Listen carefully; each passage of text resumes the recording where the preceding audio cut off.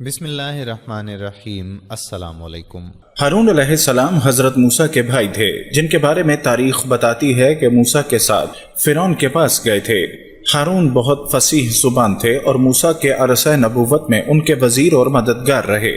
ہارون موسیٰ سے 3 برس عمر میں بڑے تھے اور روایات کے مطابق جب موسیٰ کے ہمراہ فرعون سے گفتگو کے لیے گئے تو اس وقت ان کی عمر 83 برس تھی۔ ہارون سرزمین فلسطین کے مقام کوہ میں اس جہان فانی سے رخصت ہوئے۔ فرعون نے ایک بھیانک خواب دیکھا جس کی تعبیر نجومیوں نے بتائی کہ تیری حکومت کا زوال ایک اسرائیلی لڑکے کے ہاتھ ہوگا۔ فرعون نے اس خوف سے یہ حکم دیا کہ اسرائیلی لڑکوں کو قتل کر دیا جائے اور لڑکیوں کو چھوڑ دیا جائے۔ پھر اسی خوف سے کہ آئندہ اس کی غلامی کون کرے گا، حکم دیا کہ 1 سال لڑکوں کو زندہ رکھا جائے اور دوسرے سال ختم کر دیا جائے۔ چنانچہ جس زمانے میں بچوں کو چھوڑ دینے کا حکم تھا، اس زمانے میں حضرت ہارون علیہ السلام پیدا ہوئے۔ قرآن کریم میں حضرت ہارون علیہ السلام کا ذکر حضرت موسیٰ کے ساتھ بے شمار مقامات میں آیا ہے۔ خوش بیان حضرت موسیٰ علیہ السلام سے زیادہ تھے اور انہی کی درخواست پر آپ کو پیغمبری عطا ہوئی تاکہ فرعون کے دربار میں تبلیغ پوری فصاحت کے ساتھ کر سکیں۔ اللہ رب العزت سورہ انعام میں ارشاد فرماتے ہیں، اور ہم نے ابراہیم کو اسحاق اور یعقوب عطا کیا، ہر ایک کو ہم نے ہدایت دی، اور نوح کو ہم نے پہلے ہی ہدایت دی تھی، اور ان کی اولاد میں داؤد، سلیمان، ایوب، یوسف، موسیٰ اور ہارون کو بھی، اور اسی طرح ہم نیک کام کرنے والوں کو بدلہ دیتے ہیں۔ اسی طرح اللہ رب العزت سورہ صفات میں بھی بیان فرماتے ہیں، اور بے شک ہم نے موسیٰ اور ہارون پر بھی احسان کیا۔ اللہ رب العزت کی طرف سے جب طویٰ کی مقدس وادی میں حضرت موسیٰ نبوت سے سرفراز کیے جا رہے تھے تو حضرت موسیٰ نے اللہ تعالیٰ سے اپنے بھائی ہارون کو اپنا زور و بازو بنانے اور نبوت عطا کرنے کی درخواست کی، جو قبول کر لی گئی، کیونکہ موسیٰ کی زبان میں بچپن ہی سے حقلاپن تھا، آپ کو بولنے میں دشواری تھی، جبکہ حضرت ہارون فطری فصاحت و بلاغت لسانی کے مالک تھے۔ اس طرح ہارون کو بھی نبوت عطا ہوئی۔ اس مکالمے کو اللہ رب العزت سورہ طٰہٰ میں بیان فرماتے ہیں، اور میرے لیے میرے خاندان ہی کے ایک فرد کو مددگار مقرر کر دیجئے، یعنی ہارون کو جو میرے بھائی ہیں، ان کے ذریعے میری طاقت مضبوط کر دیجئے اور ان کو میرا شریک کار بنا دیجئے تاکہ ہم کثرت سے آپ کی تسبیح کریں۔ اللہ نے فرمایا، موسیٰ تم نے جو کچھ مانگا ہے تمہیں دے دیا گیا۔ پھر دونوں بھائیوں کو فرعون کے پاس جانے کا حکم ہوا۔ تم اور تمہارا بھائی دونوں میری نشانیاں لے کر جاؤ اور میرا ذکر کرنے میں سستی نہ کرنا۔ دونوں فرعون کے پاس جاؤ، وہ حد سے آگے نکل چکا ہے۔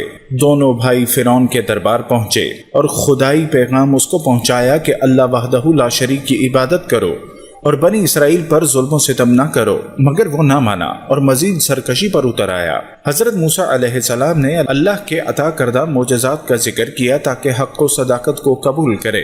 اس نے آپ کو جادوگر قرار دیا اور دربار کے بڑے بڑے جادوگروں کو جمع کر کے مقابلہ کرنے کا فیصلہ کیا، مگر حق کے آگے باطل کی نہ چل سکی، اور مقابلے کے بعد تمام جادوگروں نے حضرت موسیٰ کے حق میں فیصلہ دیا اور دعوت حق قبول کی۔ جب فرعون نے دیکھا کہ جادوگر اسلام لا چکے ہیں اور تمام لوگ حضرت موسیٰ اور حضرت ہارون کا اچھے اوصاف کے ساتھ ذکر کر رہے ہیں تو اس نے دھمکیاں دی۔ فرعون کے مظالم مزید بڑھ گئے تو اللہ نے موسیٰ کو وہاں سے نکل جانے کا حکم دیا۔ حضرت موسیٰ اور حضرت ہارون بنی اسرائیل کو لے کر بحر قلزم کی طرف چل پڑے۔ اللہ رب العزت اس واقعے کو سورہ شعراء میں بیان فرماتے ہیں، چنانچہ ہم نے موسیٰ کے پاس وحی بھیجی کہ اپنی لاٹھی سمندر پر مارو، بس پھر سمندر پھٹ گیا اور ہر حصہ ایک بڑے پہاڑ کی طرح کھڑا ہو گیا۔ موسیٰ نے دریا پر عصا مارا تو خشک راستہ نکل آیا اور بنی اسرائیل اس پر چلتے ہوئے دریا پار چلے گئے، مگر جب فرعون کا لشکر اسی راستے پر چلا تو دریا آپس میں مل گیا، اور یوں اللہ نے فرعون کے تمام لشکر کو غرقاب کر دیا اور بنی اسرائیل کو فرعون سے نجات ملی۔ ان تمام حالات میں حضرت ہارون علیہ السلام اپنے بھائی کے ساتھ رہے۔ اب موسیٰ کو شریعت ملنے کا وقت آیا اور وحی الہی سے کوہ طور پر پہنچنے کو کہا گیا۔ 1 ماہ کی مدت تھی، مگر بعد میں 10 دن اور بڑھا دیے گئے۔ حضرت موسیٰ نے جب کوہ طور پر جانے کا ارادہ کیا تو بنی اسرائیل پر اپنا خلیفہ اور نائب حضرت ہارون کو مقرر کیا، جو معزز اور مکرم تھے۔ اللہ نے ان کو آپ کا وزیر مقرر کیا تھا۔ اللہ رب العزت قرآن کریم میں ارشاد فرماتے ہیں، اور جو لوگ ایمان لائے اور انہوں نے نیک عمل کیے، ہم کسی بھی شخص کو اس کی طاقت سے زیادہ کی تکلیف نہیں دیتے، تو ایسے لوگ جنت کے باسی ہیں، وہ ہمیشہ اس میں رہیں گے۔ اسی اثنا میں ایک عجیب و غریب واقعہ پیش آیا۔ جن دنوں حضرت موسیٰ علیہ السلام کوہ طور پر معتکف تھے، سامری نے آپ کی غیر موجودگی کو غنیمت جانا اور یہ فتنہ برپا کر دیا کہ اس نے بنی اسرائیل کے سونے چاندی کے زیورات کو مانگ کر پگھلایا اور اسے ایک بچڑا بنایا، اور حضرت جبرائیل علیہ السلام کے گھوڑے کے قدموں کی خاک جو اس کے پاس محفوظ تھی، اس نے وہ خاک بچڑے کے منہ میں ڈال دی تو وہ بچڑا بولنے لگا۔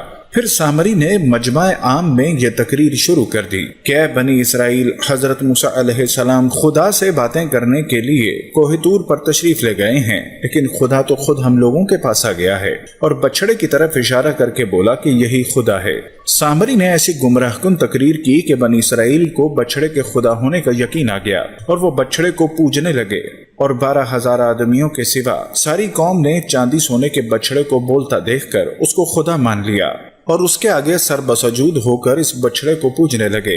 اس واقعے کو اللہ رب العزت قرآن کریم میں بیان فرماتے ہیں، اور موسیٰ کے بعد اس کی قوم اپنے زیوروں سے ایک بچڑا بنا بیٹھی ہے، جان کا دھڑ تھا، وہ گائے کی طرح آواز کرتا۔ جب 40 دنوں کے بعد حضرت موسیٰ علیہ السلام خدا سے ہم کلام ہو کر اور تورات ساتھ لے کر بستی میں تشریف لائے اور قوم کو بچڑا پوجتے ہوئے دیکھا تو آپ پر بے حد غضب و جلال طاری ہو گیا۔ آپ نے جوش غضب میں اپنے بھائی حضرت ہارون علیہ السلام کی داڑھی اور سل کے بال پکڑ کر گھسیٹنا اور مارنا شروع کر دیا، اور فرمانے لگے کہ کیوں تم نے ان لوگوں کو اس کام سے نہیں روکا؟ حضرت ہارون علیہ السلام معذرت کرنے لگے، جیسا کہ قرآن مجید میں ہے، کہا اے میرے ماں جائے، قوم نے مجھے کمزور سمجھا اور قریب تھا کہ مجھے مار ڈالیں، تو مجھ پر دشمنوں کو نہ ہنسنے دے اور مجھے ظالموں میں نہ ملا۔ حضرت ہارون علیہ السلام کی معذرت سن کر حضرت موسیٰ علیہ السلام کا غصہ ٹھنڈا پڑ گیا۔ اس کے بعد آپ نے اپنے بھائی حضرت ہارون علیہ السلام کے لیے رحمت اور مغفرت کی دعا فرمائی۔ پھر آپ نے اس بچڑے کو توڑ پھوڑ کر اور جلا کر اس کو ریزہ ریزہ کر کے دریا میں بہا دیا۔ پھر اللہ تعالیٰ کا یہ حکم نازل ہوا کہ جن لوگوں نے بچڑے کی پرستش نہیں کی وہ لوگ بچڑا پوجنے والوں کو قتل کر دیں۔ چنانچہ سامری سمیت 70,000 بچڑے کی پوجا کرنے والے قتل ہو گئے۔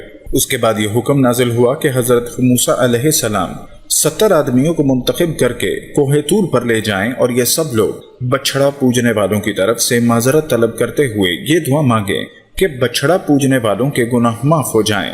چنانچہ حضرت موسیٰ علیہ السلام نے چن چن کر اچھے 70 آدمیوں کو ساتھ لیا اور کوہ طور پر تشریف لے گئے۔ جب لوگ کوہ طور پر طلب معذرت اور استغفار کرنے لگے تو اللہ تعالیٰ کی طرف سے آواز آئی، اے بنی اسرائیل، میں ہی ہوں، میرے سوا تمہارا کوئی معبود نہیں، میں نے ہی تم لوگوں کو فرعون کے ظلم سے نجات دے کر تم لوگوں کو بچایا ہے، لہٰذا تم لوگ فقط میری ہی عبادت کرو اور میرے سوا کسی کو مت پوجو۔